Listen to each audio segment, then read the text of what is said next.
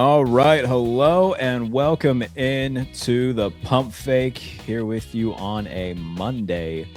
Jarrett Bailey, head coach of our program, Todd Haley. What's going on, man? How are you? Doing good. It's a wonderful Monday. Got to see a bunch of football this weekend, more news today, all kinds of stuff to talk about. My beloved Browns, whatever direction you want to go. Yeah, that's certainly a direction we will go. And I know what you may be thinking. Yes, my beard is very long right now and needs trim. Don't worry, that will be done later today. Lot of stuff to touch on. This is going to be an AFC North heavy show. The Browns named Deshaun Watson their Week 1 starter. And Jalen Ramsey, like right as we're recording, just kind of went scorched earth on the Steelers in their front office. So we're going to dive into all of that. If you're new to our program, if you are not subscribed yet, please be sure to subscribe. It's the best way to help out our channel. We're nearing that 17.2 thousand mark, trying to get to 18,000, trying to get to 20,000. So if you like what we do here, the best way to support us is by subscribing, liking, sharing around our shows, do all that good stuff. You can also listen to the Pump Fake wherever you get your podcasts on the go. All right, let's dive in. The Cleveland Browns, after a quarterback battle throughout the duration of spring and training camp and preseason, they have made it official. Deshaun Watson will be their Week 1 starter, and this comes after a pretty poor performance against the Buffalo Bills from Deshaun Watson. And Shedeur Sanders played largely fine. He threw a touchdown pass, did get picked up, but it was after a ball hit a receiver in the hands and then bounced into the arms of Damar Hamlin. If you asked who played better in that game, the unquestioned answer was Shedeur Sanders. And afterwards, the press conference that he gives, basically telling fans to shove it and that he views the booing as disrespectful. He talked about how when he tore his Achilles, they cheered for it. Not based on play. Yeah. So while putting a diamond-studded earring in. Yeah, adjusting his, probably $75,000 earrings, wearing his expensive jewelry, like could not be more tone deaf, to be, perfectly frank. And now look, Deshaun is right about one thing. Yeah, it's not based purely on play, I'm sure, but for a guy who has shown zero accountability, zero sort of remorse. I mean, he said it himself. He doesn't regret anything he's done in his life. A completely tone-deaf press conference followed by him being named the starter. I feel bad for Browns fans, man. Like, this is, year 4 of this now? And he's been, not hyperbole, a historically bad quarterback throughout the entire process of being in Cleveland. I feel bad for Browns fans. I don't feel bad for the Browns. They laid in this bed. They made their bed when they traded for him and gave him a fully guaranteed contract. But for Browns fans, especially the ones who never wanted this, I do feel bad that they've got to continue to go through this. Yeah, it's 19 game sample size of, beat up situations. The fact that he's still there is just mind-boggling to me. The fact that he got a guaranteed contract of that substantial amount was mind-boggling to me. But, the common factor in the equation is the Browns, and some of the decisions they've chosen to make. So, he is there. And to me, if you can go through OTAs, you can go through training camp, you can go through a couple preseason games, and if it's just not obvious and he's on your roster, I mean, you gotta think about the players on the team. Yeah. It is a pretty good roster across the board in a lot of different areas. You got to start a season against Jacksonville and what should be a pretty good defense. I mean, I think the coaching staff has to say who will give us the best chance to have success in that game, and then whatever follows. But the thing that had to happen is the decision had to be made. I mean, there are not enough reps, Jared, and I think you know this, in a practice these days, in training camp or their other meaningful reps to string this out. I mean,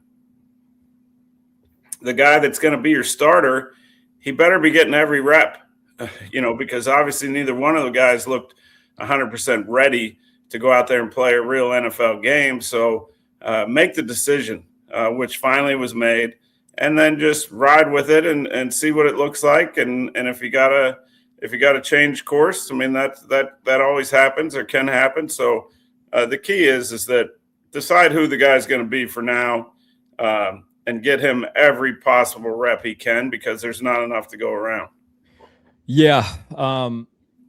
We saw it his final year in Houston, where, I mean, they were still paying him, but they were paying him to not be there. They inactivated him for the entire year, with, that entire situation going on at the time. So there is precedent if they wanted to go a route like that. Like if they were to cut him, it would be, a massive dead cap this year, next year. Completely understand that from a money standpoint. But it's not like this would be the first time that a player was told to stay home.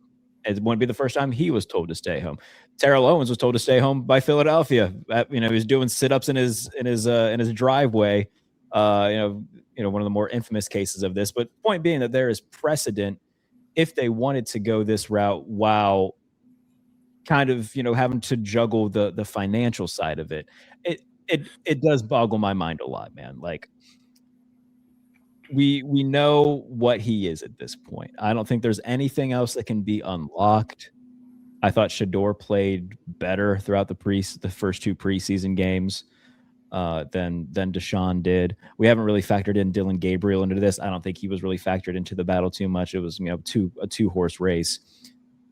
And you can correct me if I'm wrong here. Maybe it's a case where, should they want to make a change, it's far easier to go from Deshaun to Shedeur than it would be to go from Shedeur to Deshaun. Is that maybe a fair thing to throw in here?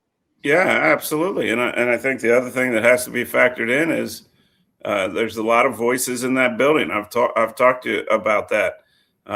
There's a lot of different people that have the ear of the owner. The owner's very involved. He can. He goes from office to office. He has opinions, wants opinions, but generally who has his ear can have a big effect on a decision like this, So I'd like to believe it's Todd Monken and his staff think, all right, we're going to go with the more experienced guy. I agree with you. If an easier transition is going Deshaun to Shedeur than Shedeur, and then you're benching him and putting somebody else in there, I think that's a more difficult situation, and it could get ugly. It sounded like Shedeur handled it positively in the press conference. That's a good sign that at least he's being coached up to not say something dumb, which we saw a couple of days ago from Deshaun, and that didn't help matters in any way, shape, or form, I don't think. And, in the NFL today, you are coached up on what questions are going to be asked, how you need to answer them, what's the best course to take, and to see him get up there and say some of the things that were said, it was just like, what? But so he didn't help his cause at all with the Cleveland Brown fan base anyway. I mean, I think the first game is on the road, hopefully.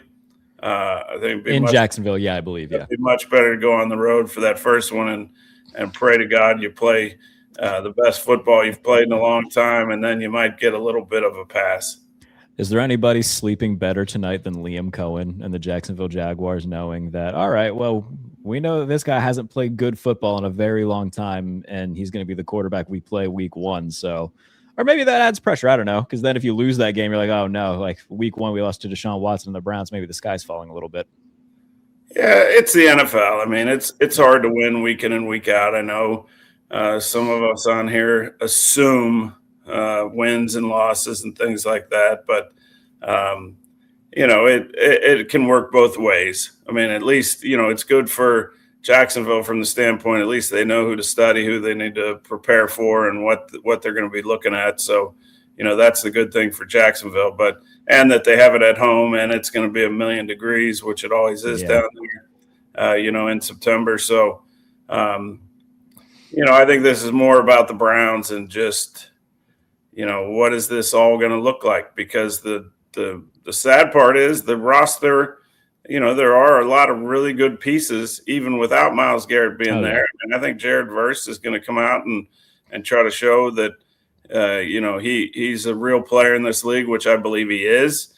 He's going to be checking his phone after every weekend to see where he stacks up with Myles Garrett that he got tossed away for. So, they got a lot of good pieces.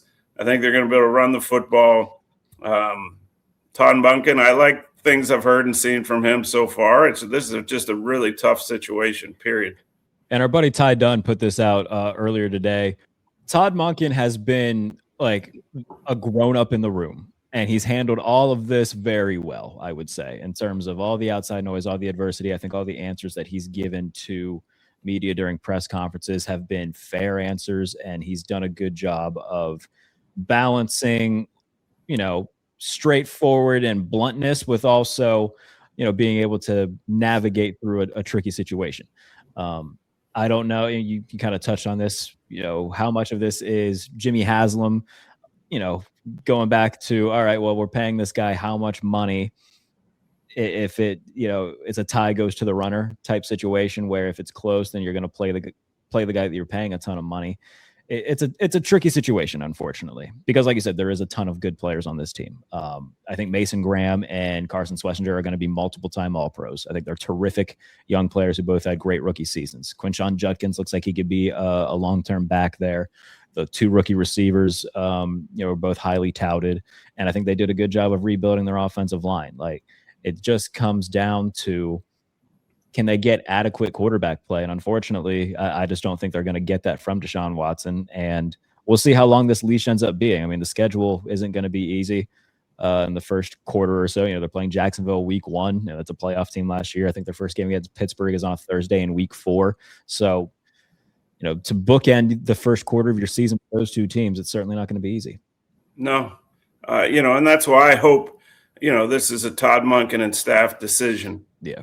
Because, as a coach, you got to have your pulse on the entire team and who they think gives them the best chance to win and be successful. So, I watched that game back and just tried to watch some of the body language when either Shedeur made a bad throw or Deshaun did, and they're cutting to different players on the sideline and seeing reactions. It's hard to get a real read. I came out of that thinking half the team loves Shedeur, half the team loves Deshaun. So it's not an ideal situation by any means. No, it is not. They are an enigma, the Cleveland Browns are, and they're going to be one of the most talked about teams in the NFL because of it. They're expected to be one of those squads that is in the running for an Arch Manning or Dante Moore, Lenora Sellers, whoever it may be, despite all that talent. So time will tell, but certainly the fan base, at least, I mean, they're very much not happy with it. And again, it's hard to blame them considering, everything that they've dealt with over the past handful of years. But yeah, we're going to see what this looks like week 1. The Browns take on the Jacksonville Jaguars. Let's stay in the division. Let's head to Pittsburgh. Let's talk about the ongoing contract situation with Joey Porter Jr. So a couple things today from Pittsburgh. Jalen Ramsey, back in practice, activated off the PUP list. He spoke to the media for the first time since training camp began. He didn't partake in training camp at all. And he went to bat very hard for Joey Porter Jr., his teammate. I just want to pull up the exact quote here that he had said. But he had said, "We need the whole secondary out there. They need to pay Joey Porter Jr." That was kind of the big quote, the big takeaway from it. He said that Joey's a big part of our defense, big part of our team, big part of the success of our team. They need to pay him. You've been, in plenty of coaching staffs, and I'm sure you've seen firsthand what it's like when players go through contract negotiations, players speaking out in favor of their teammates. This, my takeaway from this is that's a good thing for Jalen Ramsey to do and have his guys back. Yeah, I mean, and he's in a position where he can have a voice like that. So kudos to him. I think players want to see other players, be happy and get paid and be out on the field. So, I'm a big Joey Porter Jr. fan. Yeah. This is a critical year for him. Going forward, he's continued to show signs that he has a chance to be a really good corner in this league, but he's not there completely yet, in my opinion, but he's getting there. And, he needs to be out there working and getting ready. And I think Jalen Ramsey and the rest of the defensive players recognize that. and they understand that he's a big part of them trying to be a top defense, which I'm sure in their minds they think they can be. Yeah, and I'm sure for Joey, like it's a double-edged sword, right? Where like you're happy to see Keanu Benton and Nick Herbig and Darnell Washington all get paid, but at the same time, like, and I love Nick Herbig. I think he's, pound for pound, if I had to pick one edge rusher on the Steelers roster right now going forward, it would be him. But he's been their third edge rusher, and he just got $100 million contract. So if you're Joey, you're sitting there saying, okay, well, I haven't allowed a touchdown in 2 years. Like, when am I going to get my extension? So I do understand, it's millionaires over billionaires. That's how I'm always going to approach this in terms of the contract negotiations. And you see all the, Denzel Ward gets paid. I think Pat Surtain got a little bit of a raise. JC Horn, Derek Stingley, all of these guys getting their money. Yeah, you want your share. I'm intrigued to see how this is going to go down, considering he wasn't a first-round pick, so they can't just pick up a fifth-year option. They would have to franchise tag him next year if they wanted to do this for another offseason. I'm sure that's not what he wants to see happen. He wants to get a deal done, but it's a situation I didn't expect to drag to August 24th when we're recording here. I thought this would be something that got done during training camp. Yeah, and you got to take into account what does Joey and his representation want, and I think the Steelers are always going to err on the side of slightly being more prudent than some other teams. That's just the way they go about business. So I think in this situation, they want Joey Porter Jr. They just want him at a price that they feel like they win part of it too. Obviously the player wants to win, but the best negotiations are when both sides feel pretty good about how it went down and how things played out. So, but he's definitely a player the Steelers need, I got to believe, if they want to make noise in the North, for sure. Yeah, and then you see like the reports coming out that, hey, teams are calling about Joey Porter Jr. potentially getting, just seeing what the price tag would be. You especially, but, I've covered the league long enough. You were in the league long enough to know that these are, pressure tactics. We're going to put some stuff out there that, all right, hey, teams are calling around. We saw it with Vita Vea. We saw it last year with Terry McLaurin. This is just how the game goes. Where are the Steelers going to trade Joey Porter? I would say there's a next to 0% chance they'll trade Joey Porter. But if you want to put pressure on the organization, hey, leak something to an insider and say that teams are calling about him. Yeah. No, it's part of the game within the game. You said it, Vita Vea. They're saying they don't see him ever playing for Tampa again. And we knew Vita Vea was going to be back and because he's just too important of a piece. So, the only thing Joey Porter has going against him is, that staff that drafted him is not there. Now you could say that about Darnell Washington and Benton and the whole group. So, but when it gets close, that's definitely something that, some people might have different opinions, and I don't know any of this. I'm just talking, but I think Joey Porter Jr. is going to be in a Steeler uniform this year. And I think, and I'm hoping, in my case, he has a heck of a year. Yeah. And another thing that he has going for him, and something that the team can hang their hat on too, is like, he's not a head case. He's never, been a public problem. He's never been a guy that's, been a diva or anything like that. He's been like a strong pillar of their defense for the last handful of years.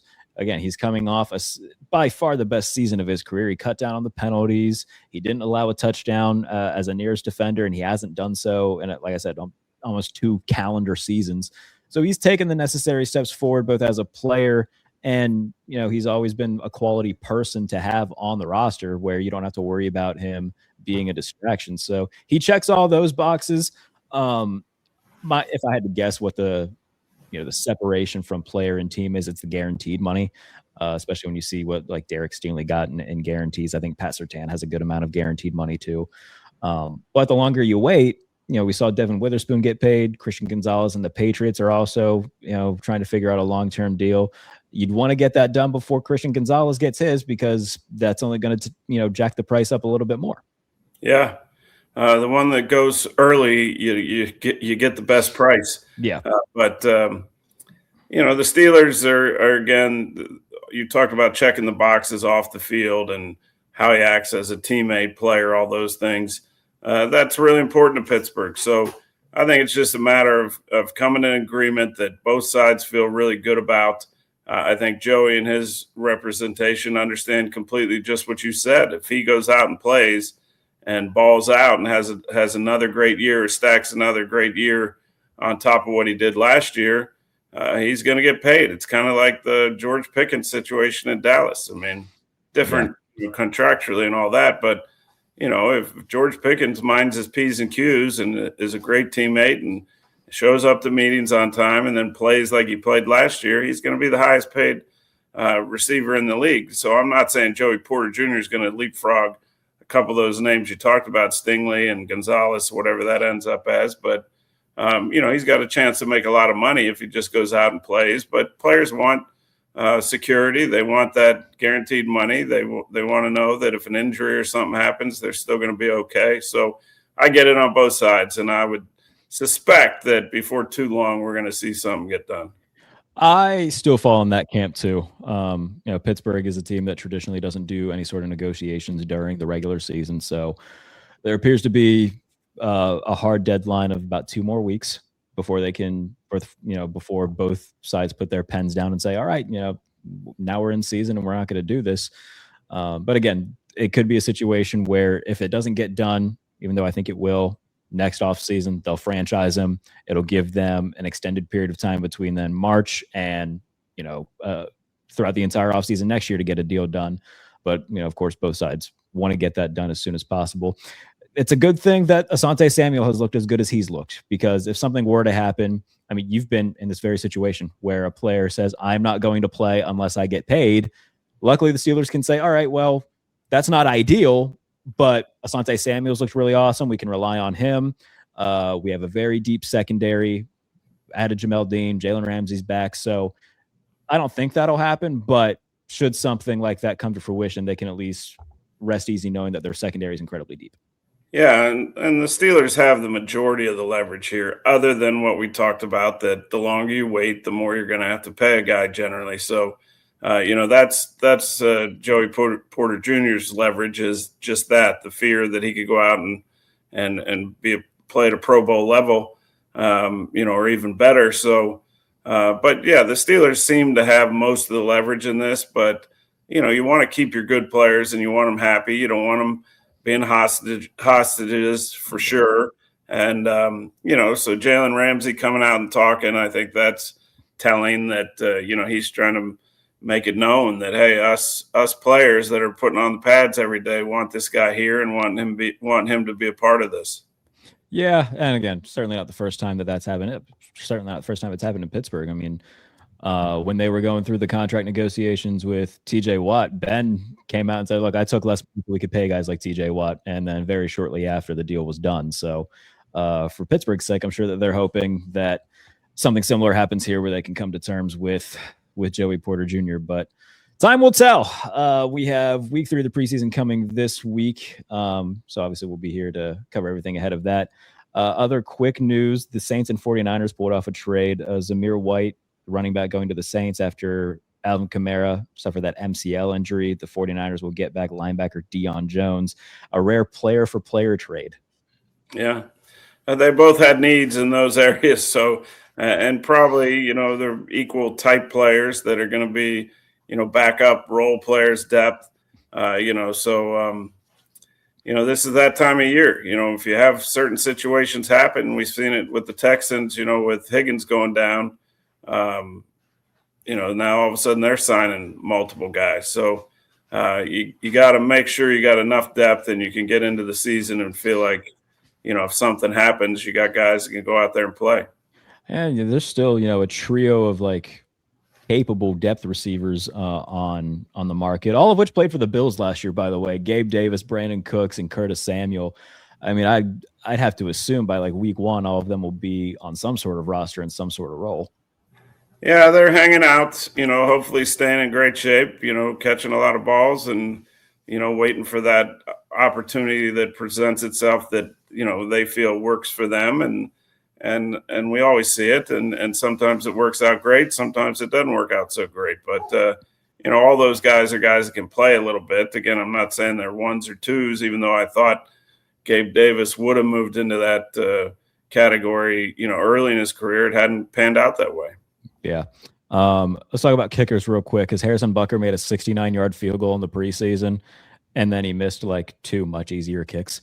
But everybody's talking about, oh my goodness, look how easy it was to make a 69-yard field goal and how it's bad for the game. Where do you fall on that? I think that's silly. It's not like every kicker can make a 70-yard field goal. No, it's incredible, first and foremost. I mean, the way these guys can kick these days. I mean, some of it is rules, by not being able to hit the snapper. Some of it's the ball, and how the kickers and punters are able to manipulate the football. And then some of it is just these guys have grown up learning how to be kickers, whether it's through soccer or just playing football. It's just amazing how easy some of these guys make it look at times. But, then you think about Luke last year in the final game of the regular season against the Steelers, one that I think everybody thought was going to go through. And you put that pressure on, and all of a sudden you're in Acrisure in the winter, and it's cold and windy, and it made it a lot harder to make. Preseason's different than regular season, obviously.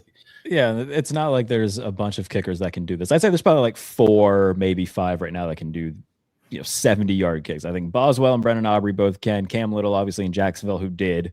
Butker, who just did. Maybe one more. I don't know, but I think 4, maybe 5 guys can do it. So if anything, it's just having an advantage that those teams have. It's no different than the Dolphins playing in a sauna for 2 months out of the year in Miami. It's not a problem. I don't see the reason to complain about a select, very small handful of kickers just being able to do things that other guys can't.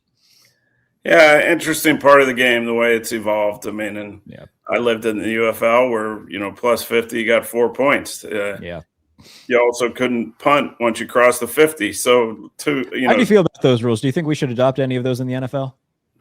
No, I'm old school when it comes to a lot of this. I mean, I'm happy to at least be able to see the onside kick come back into play, but I miss one of the things I miss the most with some of the rule changes is the surprise onside kick. Yeah, I mean, it's been a big play in the game in some really big situations, and onside kick's one thing. We know the percentages and all that go with that, but surprise onside kick was a strategic way to try to steal a possession, and I miss that. Yeah, that's fair. Go back to the normal kickoff, the way we did it for 90 years and nobody had a problem. I hate this new kickoff. I think it looks dumb, and I think we should just go back, kick it from the 30, play special teams the way special teams is always played. I think sometimes we overcorrect things that don't necessarily need too much correcting. I understand player safety and all of that, but don't talk to me about player safety when every other year you're bitching and moaning that you can't add another game to the schedule. So I don't think that correlates.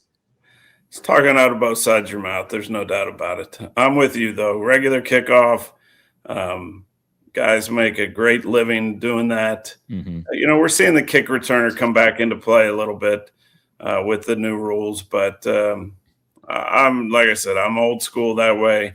It worked for a very long time, and we got involved in the player safety. And I get it. You got lawyers involved. You got a lot of different smart people that aren't necessarily football people all the time making some of those decisions. Absolutely. All right. That's a good place to put a bow on it for today. We'll be back later on in the week. Again, if you're not already subscribed to the Pump Fake here on YouTube, it's the best way to take in our show. You can also listen to us wherever you get your podcasts. And again, Todd and I will be back later on in the week to get you set for week 3 of the preseason. Eventually, it's going to be prediction time, buddy. We got to predict all 14 playoff teams, both of us, and we'll see who ends up getting the most of these right come January. But it's in the air. It was 60 degrees this morning in Pittsburgh. I could have cried of happiness. We're getting the fall feeling in the air. There's a few leaves that are turning orange. It's almost time, buddy. We're getting there. Okay, Grandpa. Appreciate everybody for tuning in to the Pump Fake. We'll talk to you very soon. Take care.